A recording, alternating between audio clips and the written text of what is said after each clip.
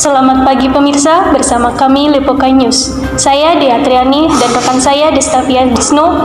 Kami di sini akan menemani Anda dalam 10 menit ke depan. Kami akan menghadirkan kepada Anda mengenai kabar permasalahan pendidikan di Indonesia.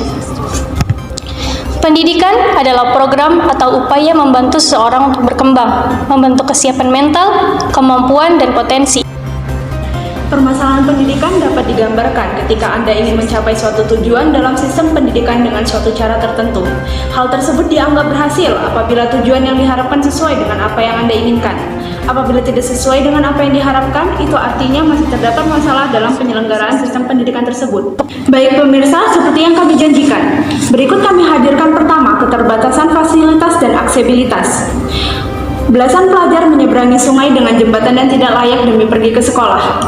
Terlihat belasan siswa-siswi SD dan SMP tengah menyeberangi sungai dengan jembatan yang rusak dan tidak layak digunakan demi pergi bersekolah. Warga sudah sempat melaporkan pada pemerintah setempat, namun belum kunjung ada respon yang akan memperbaiki jembatan tersebut. Hal tersebut dikarenakan keterbatasan fasilitas dan aksesibilitas pada daerah tersebut yang menjadi salah satu masalah pendidikan bagi pelajar di sana. Kondisi lingkungan belajar yang tidak optimal, keterbatasan fasilitas yang berarti siswa harus belajar dalam kondisi lingkungan yang tidak optimal. Ruang kelas yang sempit, kurangnya fasilitas penunjang seperti meja dan kursi yang cukup, kurangnya ventilasi yang memadai, dan fasilitas sanitasi yang buruk dapat menghambat proses pembelajaran yang efektif dan menyenangkan. Lingkungan belajar yang tidak kondusif ini dapat berdampak negatif pada motivasi dan minat belajar siswa. Bagaimana tanggapan Bapak saat melihat para pelajar menyeberangi sungai hanya untuk pergi ke sekolah? Sebenarnya sangat kasihan sekali ya. Iya, kasihan sekali gitu.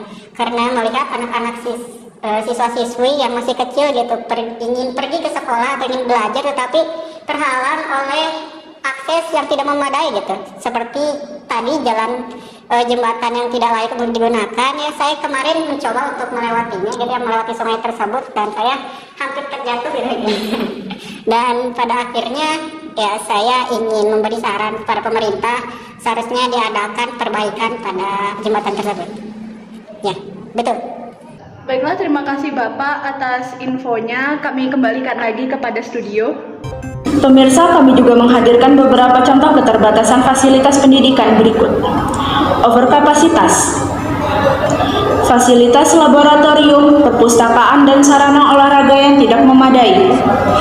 Kurangnya fasilitas pendukung seperti peralatan dan teknologi pembelajaran. Dan juga contoh akses yang terbatas, seperti daerah pedesaan terpencil, jarak yang jauh, kurangnya sarana transportasi. Kabar berikutnya adalah Kurikulum yang tidak relevan. Dikabarkan seorang murid sekolah X menangis usai mengakui bahwa dirinya tertinggal jauh dalam prestasi akademik dengan teman-temannya. Ketertinggalan tersebut diakibatkan oleh kurikulum sekolah X yang tidak sesuai dengan kurikulum pelajaran masa kini. Saya tertinggal jauh. Saya harusnya di sekolah itu paling pintar ya. Tapi setelah saya masuk ke jenjang yang lebih tinggi, saya tidak tahu apa-apa. Kurikulum sendiri dalam dunia pendidikan adalah susunan rencana, tujuan, dan materi pembelajaran yang dibuat menyesuaikan dengan tata cara mengajar. Kurikulum memiliki peran penting untuk membantu tumbuh kembangnya pelajar. Maka diperlukan juga ketelitian dan kesesuaian dengan standar pelajar yang akan menerima kurikulum tersebut. Apa yang akan terjadi jika kurikulum saat ini tidak sesuai dengan pelajar atau masyarakat masa ini? Hal tersebut akan menjadi permasalahan pendidikan yang mengakibatkan menghambat perkembangannya pendidikan. Ketidakrelevanan kurikulum tersebut dapat memicu ketertinggalan pada pendidikan dengan negara luar, menandakan bahwa kita saat ini kalah dalam dunia pendidikan internasional. Pendidikan merupakan hal yang berkaitan dengan sistem kurikulum yang dijalankan. Kemerosotan pendidikan di Indonesia yang tertinggal dari negara lain sangat erat kaitannya dengan masalah-masalah kurikulum yang dijalankan oleh para tenaga pendidik dan Mendiknas. Untuk memajukan kembali pendidikan Indonesia, maka kita harus terlebih dahulu mengetahui masalah-masalah yang dihadapi oleh kurikulum Indonesia. Sebagian orang sepakat, kurikulum Indonesia terlalu kompleks, siswa akan terbebani dengan segudang materi yang harus dikuasainya. Siswa harus berusaha keras untuk memahami dan mengejar materi yang sudah ditargetkan. Hal ini mengakibatkan siswa tidak memahami seluruh materi yang diajarkan.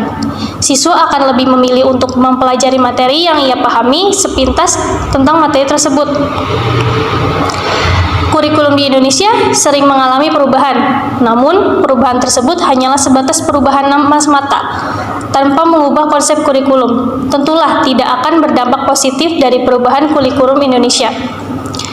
Kesulitan guru dalam memahami kompetensi inti. Kompetensi dasar, kesulitan yang paling banyak dikeluhkan oleh para guru adalah mengenai pemahaman tentang kompetensi inti dan kompetensi dasar. Mari kita ke kabar selanjutnya.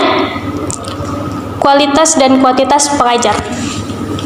Ironis, sebuah desa di Jember hanya memiliki 3 ruang kelas dan 2 guru saja. Sebuah sekolah dasar di Jember harus bertahan dengan hanya 3 ruang kelas. Seluruh kelas yang ada juga hanya diajar oleh 2 guru saja. Sekolah yang dimaksud adalah SDN Tegalwaru 4. Lokasinya berada di Dusun Pelalangan, Desa Tegalwaru, Kecamatan Mayang, Kabupaten Jember. Total dari seluruh jumlah siswa mulai dari kelas 1 hingga kelas 6 ada sebanyak 36 anak. Jadi rata-rata setiap rombongan belajar ada 6 siswa. Ya, betul. Karena hanya memiliki 3 ruang kelas, maka rombongan belajar ada yang digabung dalam satu kelas. Siswa kelas 1 sampai siswa kelas 3 berada dalam satu ruangan. Demikian juga dengan siswa kelas 4 dan 5. Hanya siswa kelas 6 yang memiliki ruangan tersendiri agar mereka bisa lebih fokus dalam persiapan menghadapi ujian nasional. Hal tersebut dapat terjadi dikarenakan kuantitas pengajar yang tidak memenuhi di daerah tersebut. Hal ini sangat berpengaruh pada tumbuh kembang anak sebagai pelajar. Sudah menjadi masalah dalam dunia pendidikan. Selain itu, banyak kualifikasi guru yang belum melewati standar mutu pendidikan yang dibutuhkan. Masih banyak guru yang malas meningkatkan pengetahuan dan kompetensi dalam mengajar. Hal ini berdampak pada kualitas anak yang diajar. Padahal kualitas seorang guru sangat menjamin hasil kualitas peserta didik yang akan dihasilkan. Faktor utama yang menyebabkan rendahnya kualitas guru di Indonesia adalah kurangnya maksimal manajemen sumber daya manusia dalam perekrutan guru. Menurut Rice, Research on Improving System of Education menunjukkan lebih dari 50% guru di Indonesia adalah pegawai negeri dan 90% tumpuan belajar ada pada mereka, padahal kualitas mereka tidak dapat terjamin dengan baik, sehingga sulit membedakan tenaga pendidik yang benar-benar ingin mengajar atau sekedar ingin memperoleh jabatan sebagai pegawai pemerintah. Baik pemirsa, mari kita ke kabar terakhir, kesenjangan digital. Selamat pagi pemirsa, di hari yang cerah ini saya berada di lingkungan Fakultas Pendidikan Matematika dan Ilmu Pengetahuan Alam, lebih tepatnya Kampus Bumi Siliwangi Universitas Pendidikan Indonesia. Di sini terasa sejuk sekali karena di depan saya terdapat pohon-pohon yang berhasil membuat suasana seperti ini. Tidak hanya itu, banyak mahasiswa yang berlalu lalang, di antaranya telah selesai melakukan pembelajaran.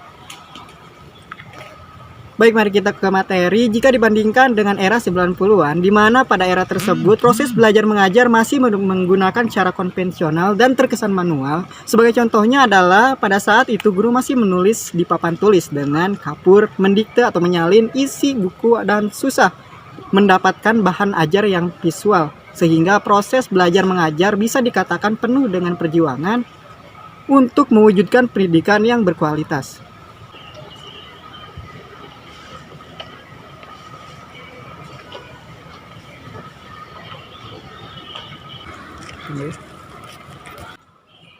Terdapat permasalahan dalam dunia pendidikan, salah satunya adalah kesenjangan digital. Kesenjangan ini terkait dengan ketidaksetaraan dalam akses terhadap perangkat teknologi, konektivitas internet, dan keterampilan digital.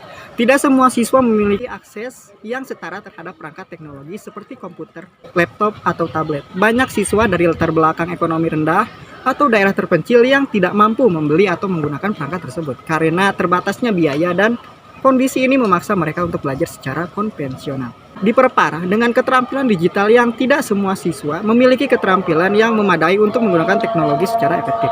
Keterampilan seperti ini, pengoperasian perangkat, pencarian informasi online, dan literasi digital menjadi penting dalam penggunaan teknologi dan dalam pembelajaran. Baik pemirsa, sudah terdengar suara azan, mungkin cukup sekian informasi yang dapat saya sampaikan. Saya Rangga Ramdhani Soekardi, dari laporan lapangan saya kembalikan ke studio. Terima kasih. Terima kasih kepada rekan kami Rangga atas informasi yang telah diberikan. Tak terasa waktu 10 menit telah berlalu. Untuk menutup jumpa temu kita pagi hari ini, kami dari tim Lipoka News mengucapkan selamat pagi dan salam sejahtera untuk kita semua.